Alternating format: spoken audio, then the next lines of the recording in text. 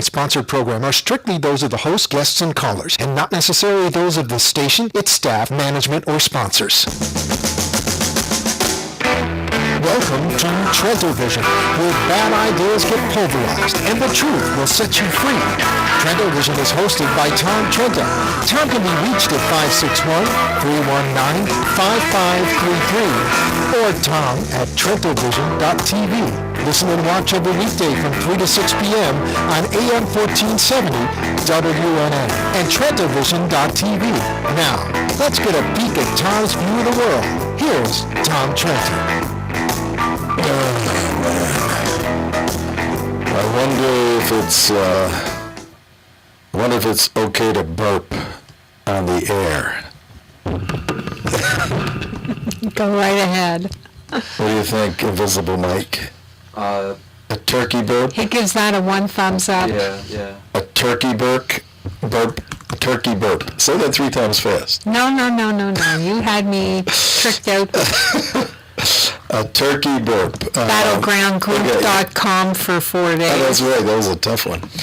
Okay, here we go. You ready? A turkey burp. Here we go. No, I can't do that. To the gym on Monday. I know that. I will be at the gym. Jim's Breakfast Cafe early in the morning. I'll be at the gym Monday. Like everybody says after what's that word? One of the 7 deadly sins when you eat too much? Gluttony. Gluttony. A day of gluttony yesterday.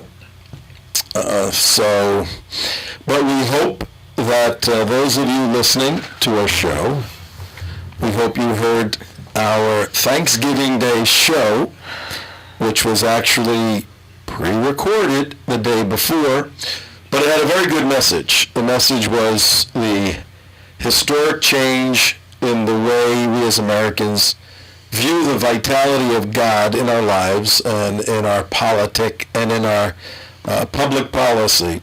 Though I must admit, CJ, I checked the president's 2012. The 2012 statement wasn't out when we did it, so I looked at 2011. It was a godless statement, but in 2012, he had a couple of kind of throwaway references to God in there. So yeah. We give him. You give him what? Nothing. Kudos for being a hypocrite? Nothing. Yeah, kudos for being a hypocrite, exactly. Yeah. And the hypocrisy of the Obama administration will be graphically illustrated today on TrentoVision.tv. That's what you're watching, if you're watching. And on the radio side, as you know, we simulcast. If you're just tuning in your car, you're visiting from Canada, coming down early, or you're down from the north, you had enough of all the mess up there, you're in the beautiful 78 degrees inside this joint? It doesn't feel like that. Oops. What is it outside today? On the 23rd of November at 5 minutes. 75 degrees in beautiful downtown Boca Raton, Florida. It really is. I mean, the weather's really just like picture perfect here in Boca Raton. Yep. I sat outside this morning without my phone. Oh, no phone. How do you do that? I do that sometimes. And then I come back and there's 18 messages and things on it. Yes, that's why I spent the next 2 hours on the phone with you. Okay, there we go. Get everything sorted out. Yep. But we hope you listened to the message because it did graphically illustrate the transition in America from believing in first principles to believing in me first principles. How's that? That's pretty good. First principles, for those of you who may be wondering, they come out of ancient's not a good term because some of the early philosophers were much wiser than we are, that's for sure. They didn't have video games and televisions and all of that stuff to occupy their mind. They just could think. First principles are simply, the first principle is if there's a God, you believe in God. And the second principle is there's a good life. And what has happened historically in the West, we followed the first principle. There is a God. We ought to construct our life and our civilized country and a society around that. And then the second principle, the good life, will flow from the first principle. But over the past 40 years, we kind of reverse those. We put the second principle first, that is, we want the good life to the exclusion of the necessitator of the good life, the first principle, vis-a-vis God, and we get neither the good life nor a personal, vital relationship with God. And that was the message on Wednesday, our Thanksgiving Day message, and we asked everyone to kind of reflect back historically on what Sam Adams said, what Abraham Lincoln said, what George Washington said, and compare that to what President Barack Obama said, and you'll see our point. What? So you're writing Yeah, just letting you voraciously. know. Yeah, just letting you know. Okay, voraciously she's writing. So we hope you had a wonderful Thanksgiving. One of our key people is missing today, the disembodied voice, Mark. He had a death in the family, and we had kind of mentioned that may occur Wednesday. It did occur. Yeah. So Mark, one of our anchors here, will not be with us. He and his wife Jess are traveling north to a funeral, so you can remember them in your prayers. Always a difficult time when our family member passes away. Kind of gives you you went through something like that not too long ago. Yeah. Causes you to kind of reflect on what's important, what's vital, what's real in the world, particularly when it's a loved one that's close to you and has a major role. So we miss Mark and Jess, but they'll be back. They're tough people and mission-oriented, so we give them our best, and our prayers and hopes and thoughts are with them, for sure. And our prayers and hopes and thoughts are with the citizens of Gaza, the Palestinians, and with the citizens of Israel, the Jewish people. I'm sorry, did you say your prayers were with the With the citizens? citizens. I would think there's one or a couple that simply do not want a terrorist organization running their country. There's 1.7 million, plus a bunch of Russians. We'll talk about that. Yeah. And, you know, in this whole conflict, one would hope, and it's very difficult in a dictatorial terrorist regime like the Hamas, for good citizens to say, we don't want you. We want you out of here. You know, we maybe there's a way we can make peace with anybody, but you people hate everybody, hate everything, and if there are any Palestinians like that, yes, our thoughts and prayers are with them. Okay, because actually they voted in the Hamas, and in the most recent polling, over 80% of them are in favor of completely annihilating Israel. So I think you're talking about a really small percentage of people who may fall into your wishful boundaries there. It narrows the universe of the Palestinians, but there still may be some. You know, there's hope that there's some that, and maybe they should just get out of there. Maybe it's fait accompli that that is a terrorist state. It's propped up by Iran, by Egypt now. It's just a mess. Okay, but where would you go? Yeah. Well, Where do you go when you're in Gaza? call up Barack Obama. He'll find a place for you in South Dakota, probably, where the Yeah, I was going to say. Yeah. Man, so Let's settle them someplace in the Midwest where they can really shake things up.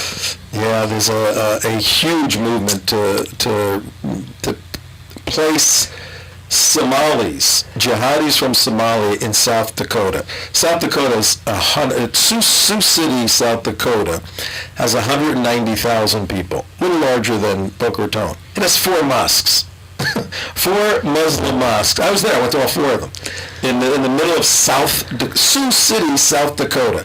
Well, look what they turned Minneapolis into. Yeah, Minneapolis is becoming a rat's nest with the Somalis also, Somali jihadis. So, Yeah. But that's the Ummah, 56 nations, Islamic, they're all one family. And you know, CJ, here's part of the problem that we're going to address today. Part of the problem, we're supposed to be bringing Rich on right now. Yeah, whenever you're ready. Okay. Part of the problem is the Muslims view the world as Dar al-Islam and Dar House of War. What's the other one? Haram. The House of War. And the Muslims are on one side, and everybody else, whether they're Jewish or American or Italian or whatever, if you're not a Muslim, non-Muslims are in one group. But we have an event today going on in Sarasota, Florida. Yeah. About 4 hours from here, and our good friend Dr. Rich Swire, I think, is on the phone. Is he there? Yes, he is. Rich, are you there? Yeah, Barry? And it's a beautiful day here in Sarasota. It's Black Friday. Our thoughts and prayers, by the way, go to Mark and his family. It's bad, thank but, you. The family member is in a better place, a place that you and I all yearn to be, not necessarily there tomorrow, but whenever God decides to send us, we will go there graciously and be embraced, hopefully, by our Lord. But I am sitting here beautiful on the bayfront of downtown Sarasota, and of all things, on Black Friday, with a ceasefire in place in Israel, there's somewhere between 450 and 500 Christians, atheists, secularists, and of course Jews here celebrating the state of Israel. I think that's the big news. But the other big news is I don't see anybody counter-protesting, which is amazing to me, because we do have an activist group here in our area from Tampa. As everybody knows, that's sort of the head of the Ummah of the Caliphate in Florida. But I see no one counter-protesting. More people are walking up, young children in carriages, families, older people with dogs, cats, and they're all here singing Israeli songs, American songs, and professing their love for America and their love for the great state of Israel. So Wow. live as we speak, I mean, I can't believe it. I mean, signs and flags waving, and it's just, it's a bigger crowd than we have on Memorial Day or Veterans Day here in Sarasota. It's amazing. That is amazing. That's amazing. What's the mood like about the ceasefire? Well, here I've had a number of conversations with other people, including some good friends of ours here in Sarasota. My take is any ceasefire favors Hamas. And my big concern is something that Charles Krautheimer pointed out, is that Morsi gave Hamas a seat at the table, which elevated their status. Now, the question is, what happens now? And I believe, and again, it's kind of crazy, because when I was in Israel, the last day we were there, we had a professor from Hebrew University speak to us, and he gave me something that I thought, and I actually wrote a column about it, that all of the 5 Land for Peace deals were done under the Likud party. You would not think that, but it's true. All of the Land for Peace deals, from the Sinai, the giving away of the Sinai, to the giving away of Gaza under Ariel Sharon, and now we have this ceasefire, which clearly is not to the, in my mind, and again, I'm perhaps a military guy and look at it a little differently, but in my mind, that is not to the advantage of the Israelis or the Israeli government, unless there were significant things provided. And of course, it's not actually an agreement. It's a memorandum, if anything, and of course, it's going to be broken. And the question is, how soon and how bad? So, this is not over. It's not going to be over. And my concern is that even the Israeli people are questioning why now, why this, why now, and so. I think it'll be an interesting conversation you're going to have with folks from Israel and your special guest, Claire Lopez, and others. I think all I can say is keep up the fight. Pro-Israel, love Israel, God bless Israel. It is truly, the Holy Land, and it is being protected right now as we speak by the Israeli Defense Forces. Rich, are you getting some good pictures of the crowds with their posters and signs and everything? Yeah, actually, I sent you one, and I just uploaded on Ustream a short 3-minute video of the crowd, and it's on the Watchdog Wire website or Ustream channel. But I sent Tom a picture. If there's some way, I sent it to Mark too, but I didn't realize Mark was out of the pocket. But if there's some way to put that picture up, you're certainly welcome to do that. Okay. Just accredit it to ace photographer Rich Smyer. Intrepid photographer. Intrepid. I don't know about intrepid. What is the picture of? Just some the crowd. the crowds in Sarasota. He said he just sent them a little while ago. I'm looking across. I'm across the street because there's a lot of noise, people screaming and yelling, and I'm seeing people wearing the Israeli, draped at the Israeli flag draped over their shoulders. A gentleman there. People holding the Israeli flag. People of all ages, from their 80s to the essentially newborn, of all races, all religions, non-religion. They're all here to sort of support. Sending me a picture. And again, I think what's really amazing, there's not a single counter protester that I can see in this area. Were you guys slickly secret about your plans, or what do you think it's... No, it was well publicized. And the other thing, too, of course, it's not only kept being covered by the intrepid Trento TV and Watchdog Wire, but we have at least 3 news channels that are here. Oh, that is fantastic. It's being covered by the local media. Now, whether it makes national news or regional news, I don't know. But we have ABC here, SNN, which is Sarasota News Now, which is a local channel, right, and others. So it's a very exciting thing. Well, put it this way, Rich, if it's positive towards Israel, you probably won't be seeing it on national TV. Sure. Yeah, they'll probably, the ABC will probably do a shot out of Gaza. Yeah. Hey, we have, I'm looking at the picture you sent me, Rich, right now. And, wow, good crowd. We just sent it over to Mike. He's going to put it up. And 2 things. Number 1, you learned how to send a picture. That's pretty good, man. He's getting very good at this stuff. But I learned from CJ. Well, for our audience, Dr. Rich Swire, in his second life, is an investigative journalist, watchdogwire.com, also obviously a key member, founding member of the Florida Security Council, now the United West. But right now, in this iteration, he's doing watchdog journalism, watchdogwire.com, puts up several phenomenal articles per day. You need to go to Watchdog Wire, check that out. But in a previous life, instead of sending pictures through cyberspace, he was sending artillery shells from 105 howitzers over to the North Vietnamese side of things. Oh yeah, everything from 105 millimeter howitzers all the way up to the guns of the United States USS Missouri, and of course I called in both Phantom aircraft and B-52 bomber strikes. I would be more than happy if somebody would like to send me to Israel to do that right now. What is it like, Rich, when you call in one of those gigantic guns from one of the naval ships and you give it its coordinates, and do you hear the shell going over your head, or what is it like? Well, it sounds like a freight train. And of course, what you have to be careful of when you fire naval gunfire, you cannot have an anthill between the ship and your target, because it's such a flat trajectory that if there's any kind of a hill or certainly a mountain range in between you and the target and the ship, it's going to go through the hill. So it's only a 2,000-pound shell. Size of a Volkswagen. Wow.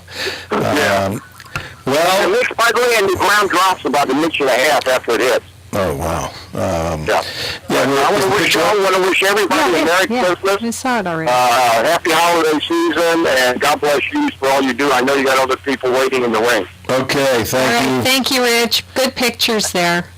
Yeah, all right, thank you. Have a great day. You too. Let me check it out here. Yeah. What's that? I'll throw that photo. This was the picture of a rally. You know what? Typically, I think there would have been protesters there, particularly over in the southwest center part of the state. But they won. The other side won. I mean, the Hamas won. Yeah. The Muslims of the world today are celebrating like crazy a victory over Israel, and we are trying to connect with our analyst from Israel, Barry Shaw. It's late, 10:22 at night for him. But we don't have him for some reason. But I did get a very nice email from one of my cousins in Israel. Yes. If you want to hear it. Sure, of course. Okay, because I know we're going to talk to some serious people who have some serious ideas about how really to handle this problem. But my cousin writes, just a short note before Shabbat to tell you that we are all okay. We had a harrowing week with rockets flying all around, and mainly in Ashdod where my mother lives. But it is over now, and hopefully will stay this way for a long time. I'm hopeful. Thanks for your concern for us personally and for the work you are doing to rally American support for Israel. She means all of us. Yeah. You know, when she says that. So how are you doing? Life a little bit more normal, et cetera, family thing, etc. Please send my love to everyone and write when you can. I love hearing from you. Much love, Frady. Oh. So I think that there's a lot of people like my cousin Frady in Israel right now, even though we strongly disapprove of what's happening over there. If you had the rockets flying and the missiles landing in your backyard, you're probably looking forward to a better night's sleep. So hopefully it does stay a little quiet for them for a while. But And you can't blame people for not wanting missiles coming over their heads on either side. Nobody wants that stuff. But when you have a belligerent, when you have an Adolf Hitler, and the Nazi worldview, the Nazi philosophy is virtually exact to the Islamic philosophy, except add to the Nazi philosophy the infusion of a diabolical god called Allah, and now you have people that are inflamed with this totalitarian supremacist viewpoint where they need to conquer all their enemies, and they need to do it now, and if they die in doing that, they're immediately translated into paradise, receiving all the blessings and glory because they died in the fight. We're fighting Nazism, a theological Nazism, nowhere close to the level of evil that Hitler had. This is so much more evil, basically evil, the Sharia except they Islam. except for they don't really have the technical incentive to do the mass killings the way that the Nazis did, and I guess that's why they're trying so hard to make sure that Iran gets those bombs. They're working on it. They're working on it for sure. And if they had the capability, they being the Hamas, the leaders of the Hamas and the Muslim Brotherhood, all the killers. I mean, they're just evil killers. If they had that capability, which they have in their own hands in their own country. Look at Syria right now. You have Muslims fighting Muslims, slicing each other's throats, frying them, skinning them alive, torturing them, dragging them behind vehicles, shooting them in the head, desecrating their bodies, all in the name of the religion of peace, Allah. Explain that to me, how Muslims can be killing Muslims and somehow it's the Jews' fault in Israel or the Christians' fault in America. How's that work? I don't know. It's absolutely beyond me. What's even more beyond me is when the intellectuals from Berkeley or Harvard or Columbia or the New York Times somehow have some moral equivalence to the struggle of the Muslim, in his quest to be a freedom fighter. Right. Well, it's all this nonsense about poverty, and we don't have any opportunities, and we need more literacy and better food and hygiene and all this kind of nonsense. But if you look at the men who are running this worldwide jihad, they are the cream of the intellectual crop of the Muslim world. They are extremely well educated, many of them in the United States, in the United Kingdom, in France, in Germany. They're engineers, accountants, doctors, and they're the ones who are leading the ideological war and the military war against the rest of us, including their own people. And many of the foot soldiers that the highly intellectual academics, and for instance, for our listeners at 26 minutes after 3, on the East Coast, Tom Trento, your host, CJ with me. Mark's not with us today, but Invisible Mike is here. Mike, why don't you put the slide up of the whole crew our resident artist, Mozart, did a little caricature of the crew. So we will put that up here momentarily. And then we're going to show you our resident artist because he did a self-portrait. You have those? Yeah, put the team up. Let the folks see the Trento Vision team through the eyes of Mozart. But as we have said, the president of Egypt, Mohamed Morsi, is a graduate of the University of Southern California with a degree in engineering. Went on to get his PhD. There it is. And Mort, when he sent us that, he said, let's just get it straight from the beginning. Nobody likes their own caricature. Yeah, he said that for me because I'm always teasing him. Why can't you get a good picture of me? Though I do need to lose about 20 pounds. I admit it on the air, and I will start doing that. He put me about 40 pounds over what I think I was looking like. And Mark goes, hey, he always makes me fat too here. But Mike, he's a talented guy. Why can't he airbrush me? Why can't he, you know, come on. No, but that's pretty good. That's the Trento Vision team. Now let's show the loyal viewers and listeners. Now, for those of you listening. Yeah, I don't have mine up yet. For those of you listening, you can go see this stuff, TrentoVision.tv on the archive. You can go there, and it's the first hour, part one of today, which we've entitled Hamiss, an opportunity missed. It looks like the state of Israel missed an opportunity to destroy Hamas, and we're going to get into all the details of that as we drive through a very, very, very important development in the Middle East in the past 48 hours. And this development, for those of you listening on this beautiful day after Thanksgiving, and if you're listening on iHeartRadio as you're standing in line fighting the old ladies next to you because you want that iPad or that iPod that she has her hands on reduced $200, you'll see what we're talking about today affects your personal security here in the United States of America. Because this administration, led by Barack Obama and Hillary Clinton, just did such a significant disservice to the West, it isn't funny. Okay, can we take that off the screen now, please? That's bad. Oh my Put up God. Mozart. Can't even make me look good when I'm a cartoon. That's not right. You look fine. Here's a No, I don't. No, I don't. Oh, look how good he looks, though. I didn't come up yet. I'm like, how come you went on fast on your monitor? I don't know. Oh, look at He did that. I know. He did a very good job That's really on good. himself. Yeah. There he is. There's Mozart. Yeah. That's Mort, and his artwork has been effectually named Mozart. So that's our wonderful guy. He does all kinds of drawings. And next week we will announce we're going to have a contest, CJ. I'm always the last to know. We're going to have a contest. I don't know the details yet. Mort's still working it out in his head. But we're going to have some sort of contest for a listener or viewer. And if they win the contest, and we'll be the determiners of who wins, he will do a commissioned drawing for them.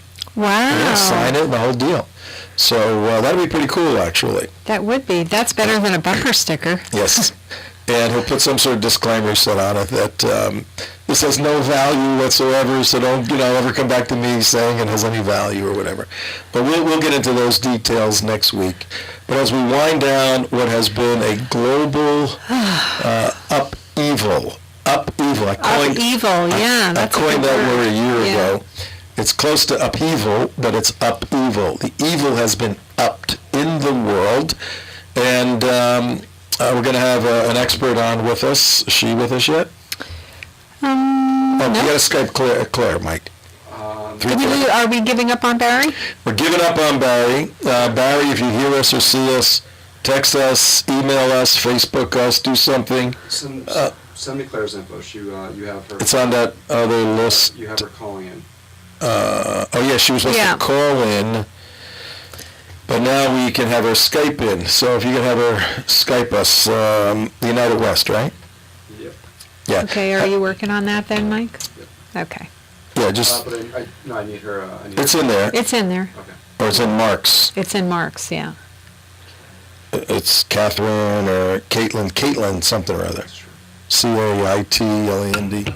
All right, anyway, you're here at 3:32 with Tom Trento, the host of Trento Vision on the 23rd of November.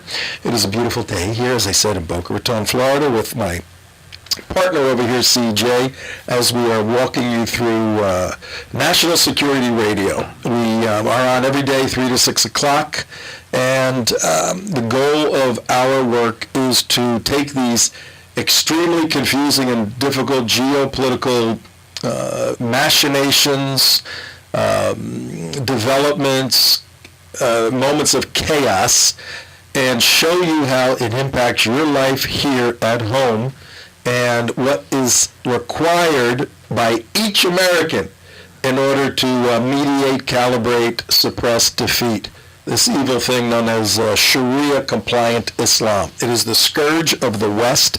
It's an ideology akin to any devious and deadly political system, fascism, communism, Nazism, democratism, any of those kind of crazy things. It's sadly been energized over the past 72 hours by our State Department. I just have one little quibble with that, because every time you specify the West, I want to say there's a whole East. Yeah, Hindus, Buddhists, Yep. Billions of them, and they're wrapped up in this too.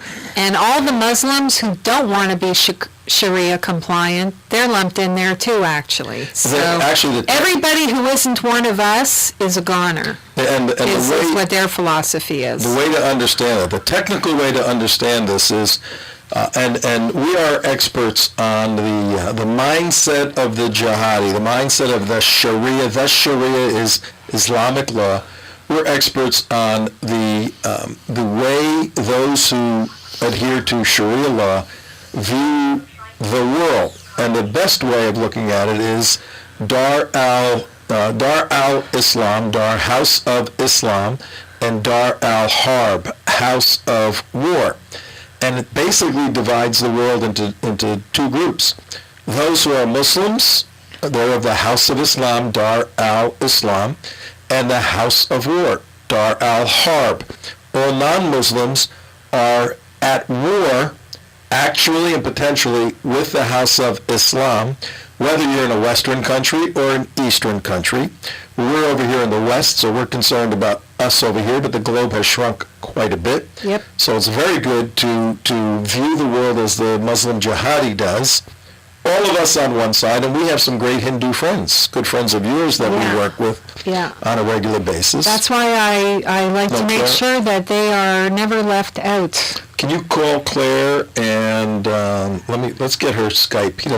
Are you Skyping her and she's just not answering? Yeah, Caitlin Brooks. Yeah, right. She's not answering. See if you can call her. That might be her now. Yeah. All right, we're checking for our next guest. Beautiful day, and I'm getting this. I'm getting some of our loyal viewers want to tell me that they want their picture up too, and that's a beautiful day in Newark, New Jersey. Is that your crazy cousin? It's my crazy cousin. Yeah. It's never a beautiful day. It's never a beautiful day in Newark, is Newark, it? New Jersey. And what exit is that, by the way? Good. What exit is that, cousin? What exit do you live at? CJ's broken the code. She knows what that means. Okay, and we do have Claire on the studio line. Hi, Claire. How are you? Hey, Tom. Fine, thanks. Was going to try to Skype in, or you can Skype me, too. Yeah, we originally were going to have Barry Shaw, and as of an hour or so ago, that was set up. So obviously something happened with him in Israel. That's not unexpected. And then have you on the line, but now we can Skype you in. Well, we got a good picture here, too. So if she can hear well, then... No, I want to get her on the Skype. You want to get her on the Skype? It's reading that she's offline. It's ringing that you're offline, Claire. No, I'm online. It's opened up, and I'm waiting for the call. Okay, well, why don't you Skype us, the United West? What is it? Is it the United West? Yeah, the United West. Do that one. And now everybody in the world can Skype us, but we're not going to answer everybody in the world. So one victim at a time. Let's while we're Skyping you in, because you can be with us for a while, right? Yes, I'll stay with you. Okay. Do the show as much as you can stand. No. This is a critical day because the past 48, 72 hours, so much has happened. There's rioting in the streets right now in Egypt. Egypt is rioting right now, and this decision in Israel seems absolutely bizarre, but an immediate consequence is rioting in Egypt. So maybe we don't know something, but we're going to figure Well, it it is all out. Friday. Yeah, they came out of church. Yeah. They came out of their Muslim church, and they went nuts. Hey, it's just another day in Jihadi Central. Got it? Okay. Actually, yes, she just came online. All right, you're just coming on. We're going to get you in a second. But what we're doing, let me tell the audience what's going on here. It's 37 minutes after 3 o'clock. And we are getting our experts positioned so that you can be the beneficiary of their analysis of the ceasefire in Israel, which many of us believe was a tremendous mistake. In fact, we've entitled our 3 hours today, Hamiss, a missed opportunity to destroy Hamas. Hamiss. That's pretty Ground good. chickpeas. Yes. Hamiss, M-I-S-S. And as a result of that, as a result of the president of Egypt, Mohamed Morsi, being the chief negotiator and being infused over by Hillary Clinton, Mohamed Badai thought that, Mohamed Badai is the head of the Muslim Brotherhood. The president of Egypt is all these Mohammeds. Hey, Mohammed, yes, Mohammed. Reminds me of that movie. It was a satire on Islam that went out a couple of years ago, An American Carol. Did you ever see that? Yes, I did. And And did they burn things all over the world when that movie came no, out? they didn't. No, I didn't think so. But there were a bunch of jihadis hiding to go attack somebody, and the leader yelled back, "Hey, Mohammed!" and 20 of them all stood up. Yeah. So, and that's the most popular It's name. kind of like calling your significant other honey. That way you never get the name wrong. That's right. Same And it's the thing. most popular name in England now, Mohammed, of new babies being born, males being called Mohammed. What, Mike? I just tried to restart Skype. Okay. Yeah, that's probably the best thing. What's the password? For who? Skype. On the United West? Yeah. Don't know. Send. Yeah, try that one. All right, in any event, 39 minutes after the hour of 3 o'clock, Tom Trento, your host on Trento Vision. That's on the video side. On the radio side, we're broadcasting out of WNN 1470 in Boca Raton, Florida. And we've been mentioning, and there's a little bumper that goes in between our hours, that we are now taking orders for you to advertise on our show.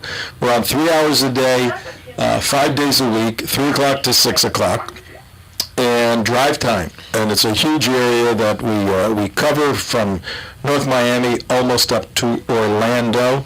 So if you're interested in advertising with us, Tom at TrentoVision.tv. Tom at TrentoVision.tv. Drop us a note. We'll get you all the information. And this is a good time to What you need. advertise right before Christmas when you want people to be Buying your buying your stuff. Yeah. And if you prefer to be on the donor side, you can do that also. You can go to TrentoVision.tv. There's a little red button that says Donate Securely. We appreciate any help, all help, tax deductible. We're doing education here on critical issues. So let's just talk to Claire and we'll sort the Skype out during the break. That sounds good. We want to get her input on this. You can throw her picture up, Mike. We'll put Claire's picture up there. Let me introduce to the viewers and the listeners our very, very good friend Claire Lopez. Claire is a fellow with Center for Security Policy in Washington, D.C. That is a national security think tank, conservative think tank, 20 years. That shop has been open, started and headed by another dear friend of ours, Frank Gaffney. And Frank, a couple of years ago, got a team of 19 crazy people together, said, let's write a book. Claire, the craziest, I think, of the 19, as the general editor, pulling all the material together and writing quite a bit of it. The book is entitled Sharia, the Threat to America.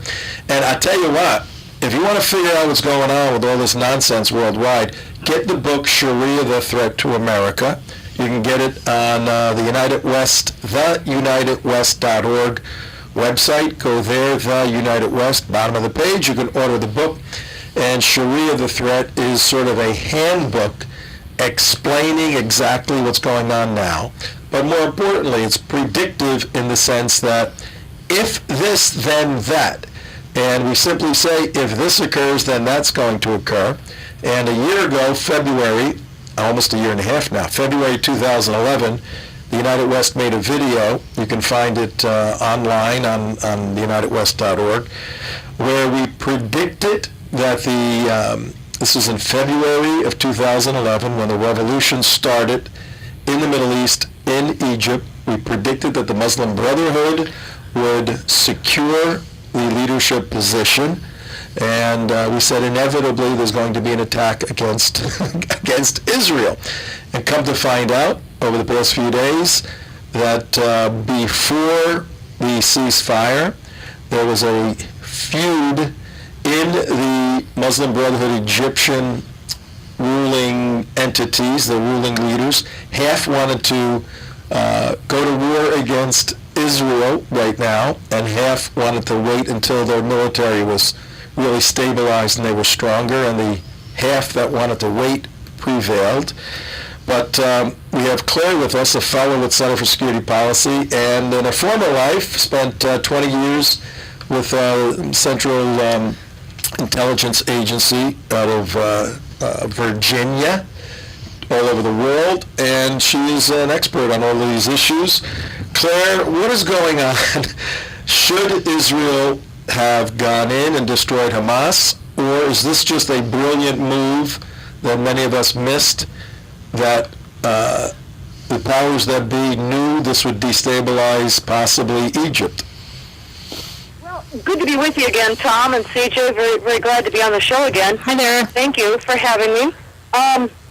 I think you have to look back to how this particular exchange began, and that'll give you the clue as to why it developed and then ended the way that it did. And it started really in October or earlier when Israel discovered that Iran was helping to send and also to construct, to build these newer, longer-range missiles called Fajr 5s, F-A-J-R 5s, at a manufacturing plant called Yarmouk in Khartoum in Sudan. The pipeline from Sudan on up through Egypt and the Sinai and on over to Gaza has long been known about. But this particular factory apparently was more recently discovered. But in any case, Israel opened this particular exchange by hitting that factory at the end of October. Their Air Force, the Israeli Air Force, flew from Israel to Khartoum and obliterated this missile fabrication plant at Yarmouk. They took out the ability there that Iran was supporting and providing to construct Fajr 5 missiles in Sudan and then truck them on up into Gaza. Once Hamas realized that the Israelis were onto them, as far as that particular factory and that particular pipeline, they kind of knew the jig was up as far as their current existing supply of Fajr 5s that they'd already received through the pipeline and on through the tunnels between the Sinai, Egypt, and Gaza. Excuse me, Claire, can I just ask you one question? Yeah. When Israel did this, did they fly over Egyptian space, or did they go around some other way? I believe they went around. Interestingly, though, the distance flown was roughly equivalent to the distance that would be needed to strike certain targets in Iran. So many people at the time, observers, sort of commented that maybe this was a trial run and let the observers notice and see the capability of the Israeli Air Force to do this. In any case, they knocked out this plant, and the next thing that the Israelis did was to strike against the military commander of the Izzadin al-Qassam brigades, which is the Hamas military, which, by the way, representatives sit on their Shura Council, so don't think that I'm talking about some sort of separate military wing, political wing. This is Hamas. But their commander, Ahmed Jabari, was assassinated. Right. And once that occurred, the game was on. And Israel then launched its very precision, pinpoint bombing strikes against particularly the Fajr 5 launch sites and storage sites and weapons depots inside of Gaza. So to the extent that they succeeded in knocking out those, the most dangerous of the weapons in Hamas's hands right now, the Israelis have succeeded, at least in a limited sense, in their particular objectives for this go-around. Okay, so, and they also knocked out Ahmed Jabari, correct? They killed him in a very interesting, it was posted on YouTube, the video, precision pinpoint strike against his car, his vehicle. And for our listeners and viewers,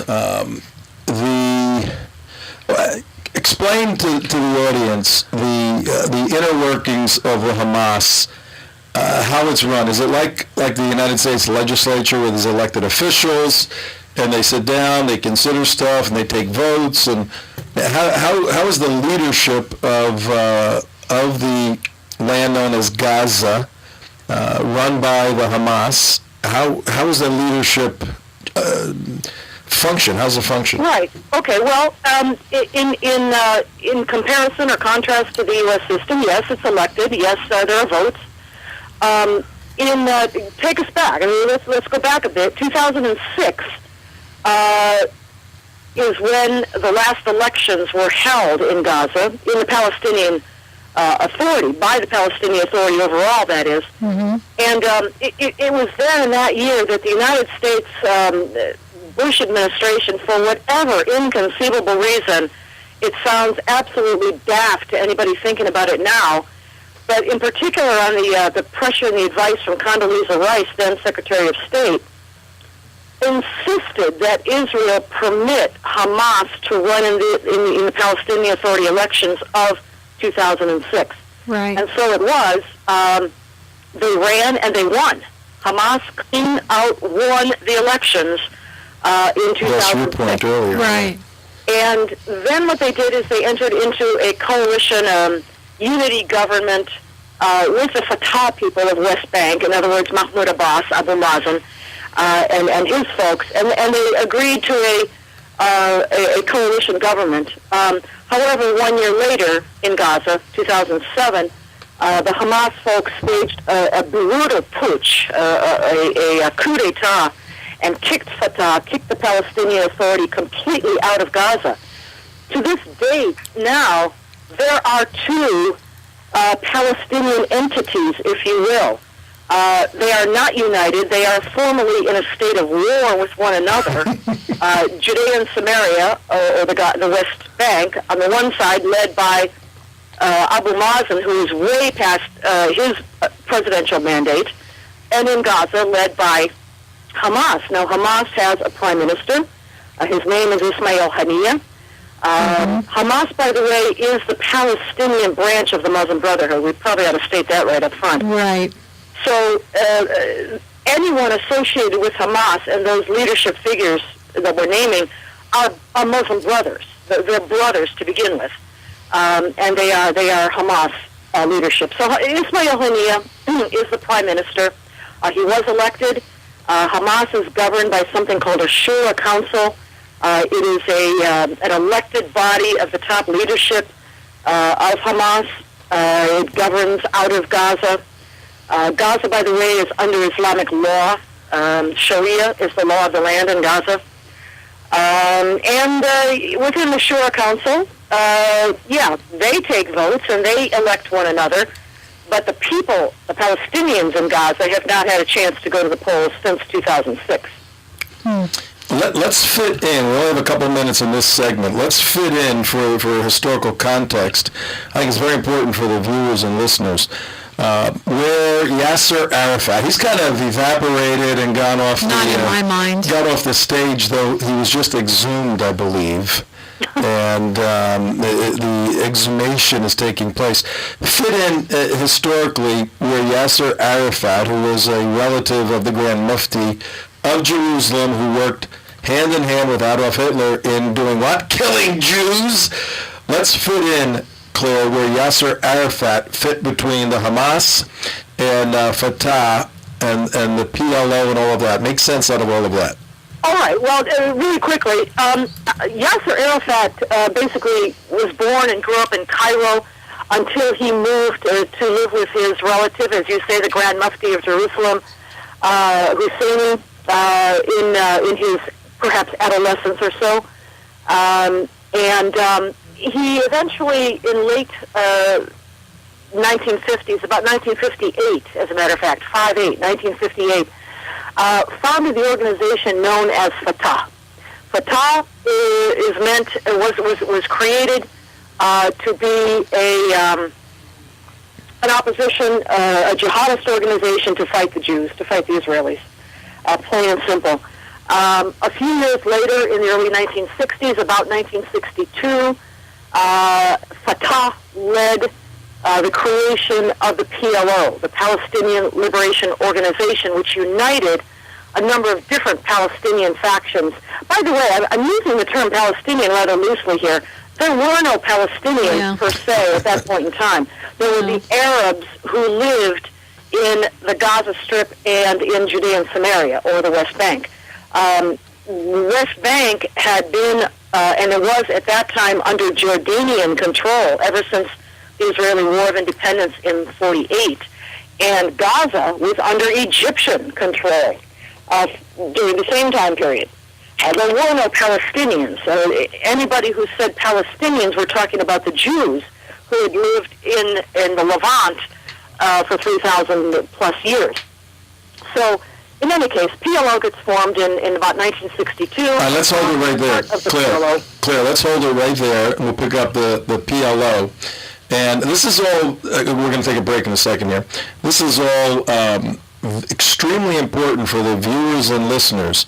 I know there's a tendency, you want to get all this stuff out of your mind, you want to just go shopping, you want to get ready for Christmas and Hanukkah and all of that stuff. Well, the bad guys don't take vacations. There's no Black Fridays for the bad guys unless it's a real Black Friday, like a Black September Friday where they kill Jews.